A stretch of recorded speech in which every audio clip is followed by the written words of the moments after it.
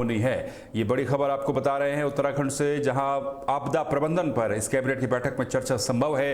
राज्य कर्मचारियों से जुड़े प्रस्तावों पर भी मोहर लग सकती है। देहरादून से बड़ी खबर, जहां 24 सितंबर को धामी कैबिनेट की बैठक होनी है। सचिवालय में बैठक आयोजित की जाएगी। सुबह 11 बजे से धामी कैबिनेट की ये बैठक शुरू होगी और कैबिनेट में कई बड़े देखिए, फैसले आदरणीय भी लिए जा प्रधानमंत्री सकते श्री हैं। नरेंद्र मोदी जी इसके अलावा कैबिनेट में आपदा प्रबंधन को लेकर के भी चर्चा संभव है। साथ ही राज्य कर्मचारियों के प्रस्तावों पर भी मोहर इस कैबिनेट की बैठक में लग सकती है। बड़ी खबर इस समय आपको बता रहे हैं, जहां धामी कैबिनेट की बैठक 24 सितंबर को होगी और 11 बजे से सचिवालय में धामी कैबिनेट की यह बैठक होनी है। महत्वपूर्ण बैठक। इस बैठक में कई प्रस्तावों पर मोहर लग सकती है, जिसमें राज्य कर्मचारियों के से जुड़े हुए प्रस्ताव भी शामिल हैं। इसके अलावा आपदा प्रबंधन को लेकर के भी चर्चा संभव है।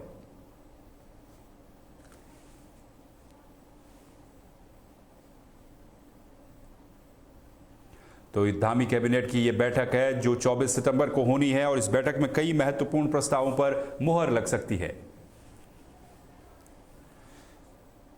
उत्तराखंड में क्योंकि इन दिनों लगातार आपदा का कहर देखने को मिला था, इसलिए भी इस कैबिनेट की बैठक को काफ़ी महत्वपूर्ण रूप से देखा जा रहा है, क्योंकि उत्तराखंड के कई जिलों में आपदाएं आई थी, जिससे संभव है कि आपदा प्रबंधन को लेकर के कैबिनेट में कुछ बातचीत हो या फिर कुछ चर्चा संभव हो। इसके अलावा उत्तराखंड के जो राज्य कर्मचारी हैं, इन राज्य कर्मचारियों से जुड़े हुए कुछ मुद्दे हैं जिन पर कैबिनेट की मोहर लग सकती है। तो 11 बजे से धामी कैबिनेट की बैठक 24 तारीख को होनी है सचिवालय में और इस कैबिनेट की बैठक में ये उम्मीद है कि कई बड़े फैसलों पर मोहर लग सकती है।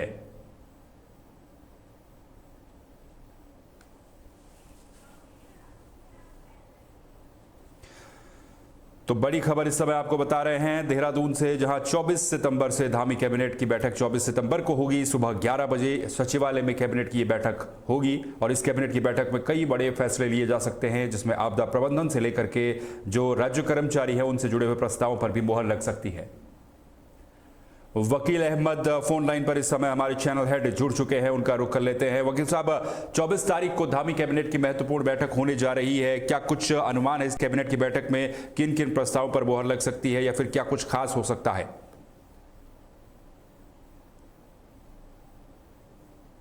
जी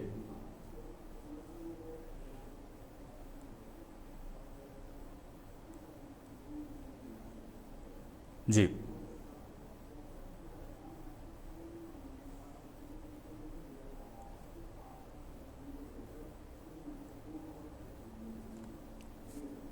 जी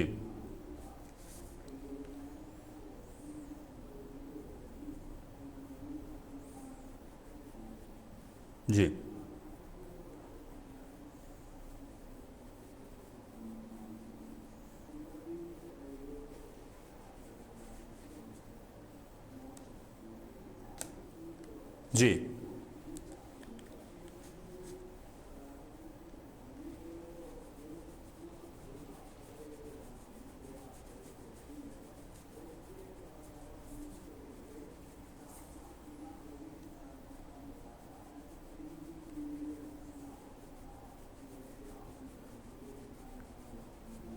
जी जी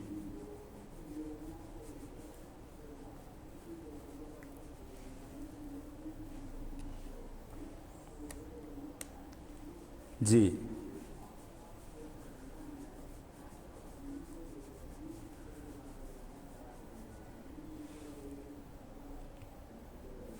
जी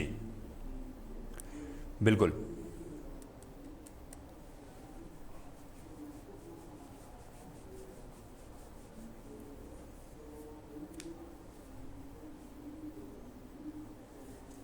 जी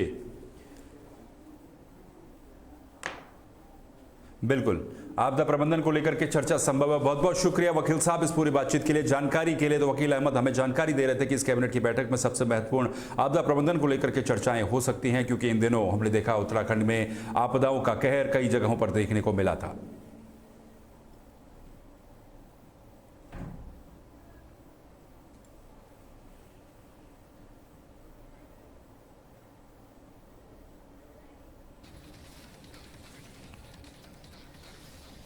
भोपाल से अगली बड़ी खबर सामने आ रही है, मध्य प्रदेश के भोपाल से, जहां गरबा को लेकर के बीजेपी विधायक का एक बयान सामने आया है जिसमें उन्होंने कुछ बातें कही हैं। भोपाल से बड़ी खबर, जहां गरबा को लेकर के विधायक रामेश्वर शर्मा का ये बयान है। उनका कहना है कि जिन्हें लगता है उनके पूर्वजों से गलती हुई है वो गरबा में आ सकते हैं, ढोंग करने वालों का इलाज किया जाएगा, ये भी रामेश्वर शर्मा के द्वारा कहा गया है। भोपाल से खबर है जहां पर गरबा को लेकर के रामेश्वर शर्मा जो कि विधायक है, इनका एक बड़ा बयान सामने आया है। गरबा में गैर हिंदुओं के प्रवेश पर उनको कोई परेशानी नहीं है, ये उनके द्वारा कहा गया है। ये भी कहा गया है कि जो सनातन धर्म स्वीकार करना चाहते हैं गरबा में वो आ सकते हैं, उनका स्वागत है। जिनको लगता है कि उनके पूर्वजों से गलती हुई थी वो गरबा में आ सकते हैं, लेकिन अगर गरबा में आकर के ढोंग किया तो उसका भी इलाज किया जाएगा। सभी का डीएनए सनातन ही है, ये भी उन्होंने कहा है। आपको बयान सुनाते हैं क्या कहा है विधायक रामेश्वर शर्मा ने।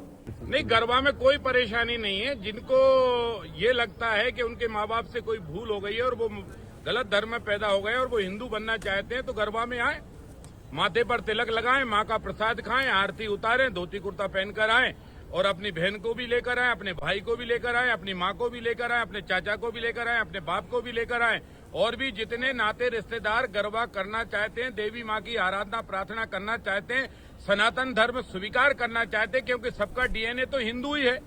कोई 100 साल पहले, कोई 50 साल पहले, कोई मुसलमान बन गया, कोई ईसाई बन गया। अगर वो फिर से देवी की आराधना करना चाहता है, गरबा करना चाहता है तो गरबा करें। हम एक चम्मच जो है गंगा जल पिला के, तुलसी का पत्ता खिला के उनको हिंदू बना देंगे, कोई परेशानी नहीं। अरे कोई चिंता की बात नहीं, गरबा में आइए, खूब गरबा करिए, देवी माँ की आराधना करिए, हिंदू बनिए। और तुमने आकर ढोंग करने की कोशिश की, नाटक करने की कोशिश की तो इतना ध्यान रखना, ऐसा इलाज होगा कि जिंदगी भर चलने योग्य भी नहीं रहोगे। ये ध्यान रखना। अगर तुम गरबा में अलीम कलीम हो, राम बनने के लिए आए हो तो तुम्हारा वेलकम है, स्वागत है, खूब आओ, खूब गरबा करो, कोई आपत्ति नहीं है। लेकिन तुम किसी बहन बेटी को छेड़ने आए हो तो तुम्हारा ऐसा इलाज होगा। अभी आसपास चल भी रहा है इलाज, पहले उनके घर देख कर आना। चलिए, जालौन से बड़ी खबर आपको बता दें, जहां पर एक मकान के विवाद में जमकर दबंगों ने उत्पात मचाया है, मारपीट की खबर सामने आई है। इसके साथ ही आपको यह भी बता दें कि मारपीट का एक वीडियो भी सोशल मीडिया पर तेजी के साथ वायरल हो रहा है।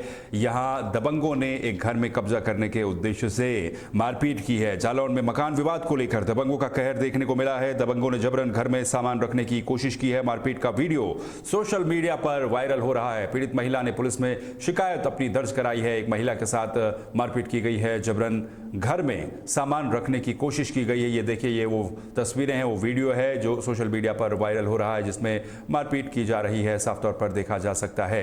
तो ये जालौन से बड़ी खबर सामने आई है जहां पर मकान विवाद को लेकर के, मकान को खाली कराने के विवाद में ये मारपीट हुई है और इसका वीडियो सोशल मीडिया पर वायरल हो रहा है। तो किस तरह से तस्वीरों में आप देख सकते हैं, महिला ने अब पुलिस में शिकायत दर्ज कराई है। हालांकि उस वक्त भी पुलिस वहां पर मौजूद थी और दबंगों ने जबरन घर में सामान रखने की कोशिश की है। मकान खाली करने से इनकार करने पर महिला की पिटाई की गई है, जिसका वीडियो भी सोशल मीडिया पर वायरल हो रहा है। तो कहीं ना कहीं पुलिस की कार्यप्रणाली को लेकर के भी सवाल हैं और ये भी सवाल है कि पुलिस इसमें अब आगे क्या कार्रवाई करती है। मकान के विवाद को लेकर के पूरी बात थी और पुलिस भी आप उस समय तस्वीरों में देख सकते हैं, पुलिस वहां पर मौजूद थी, लेकिन महिला, कोई कांस्टेबल वहां पर मौजूद नहीं थी और महिलाओं के बीच ये मारपीट लगातार चलती रही। एक महिला को घसीट करके वहां पर पीटा गया, जिसके बाद महिला ने पुलिस में इसकी शिकायत दर्ज कराई है। तो ये सोशल मीडिया पर ये वीडियो वायरल हुआ है। पीड़ित महिला ने पुलिस में अपनी शिकायत दर्ज कराई है और घर में जबरन सामान रखने को लेकर के ये विवाद हुआ था और इस विवाद में जमकर यहां मारपीट हो रही है, जो तस्वीरों में भी देखा जा सकता है।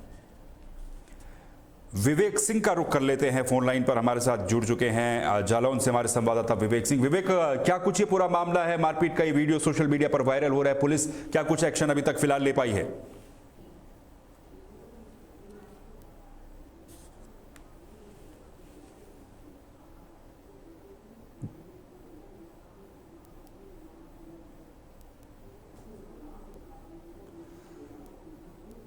जी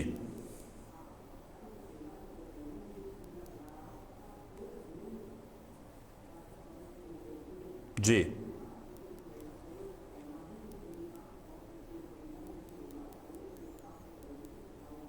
जी जी जी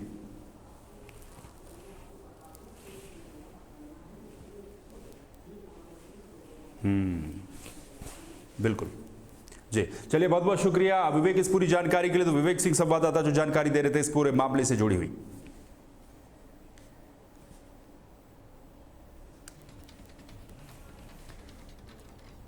प्रतापगढ़ से अगली बड़ी खबर सामने आ रही है, जहां पर छेड़खानी करने वाले मंचलों को पुलिस ने सबक सिखाया है और उसके बाद जब हवालत से ये मंचले बाहर निकले तो माफी मांगते हुए नजर आए। तो ये बड़ी खबर आपको बता रहे हैं प्रतापगढ़ से, जहां पर छेड़खानी के आरोपियों को पुलिस ने सबक सिखाया है। हवालात से निकलते ही माफी मांगते दिखे हैं आरोपी।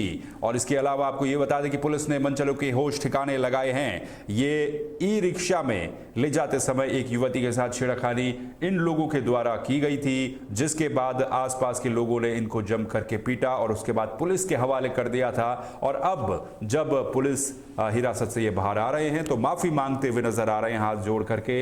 यानी कि इन मंचलों के होश पुलिस ने ठिकाने लगाए हैं, जो कि महिलाओं से, लड़कियों से छेड़छाड़ करने के आरोप में इनको स्थानीय जो लोग थे, भीड़ ने इनको पीटा, उसके बाद पुलिस के हवाले कर दिया। और अब इनकी ये तस्वीरें भी आप देख सकते हैं जो कि तेजी के साथ वायरल भी हो रही है। अरविंद यादव का रुख कर लेते हैं। इस समय प्रतापगढ़ से फोन लाइन पर जुड़ चुके हैं अरविंद यादव। अरविंद, क्या कुछ ये पूरा मामला है? मंचलों को पुलिस ने ऐसा सबक सिखाया कि अब माफी मांगते हुए नजर आ रहे हैं।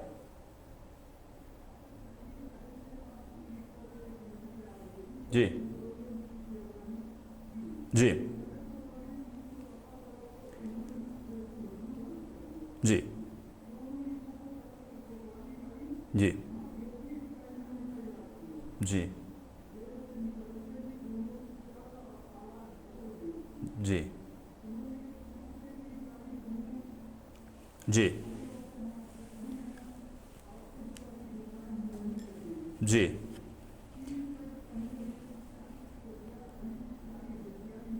जी जी जी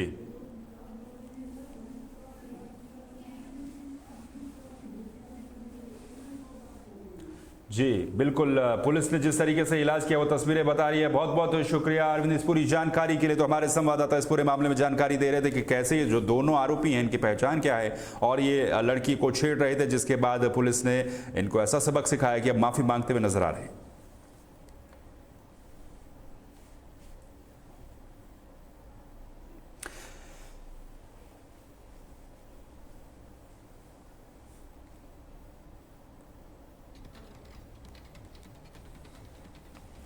चलिए अगली खबर का रुख कर लेते हैं। जौनपुर से अगली खबर है, जहां पर एक पिता और उसके 3 बेटों को आजीवन कारावास की सजा सुनाई गई है। ये बड़ी खबर आपको बता रहे हैं। आजीवन कारावास और 22,000 रुपए का जुर्माना भी इनके ऊपर लगाया गया है। अपर सत्र न्यायाधीश द्वितीय की अदालत ने यह फैसला सुनाया है। यह पूरा मामला 11 साल पुराने एक जमीनी विवाद में महिला की हत्या से जुड़ा हुआ मामला था, जिसमें महिला की हत्या के मामले में पिता और उसके 3 बेटों को आजीवन कारावास की सजा सुनाई गई है। जलालपुर थाना क्षेत्र में यह पूरी वारदात हुई थी और पिता उसके 3 बेटों को आजीवन कारावास की सजा यहां पर सुनाई गई है। आजीवन कारावास के साथ ही 22,000 रुपए का जुर्माना भी इनके ऊपर लगाया गया है।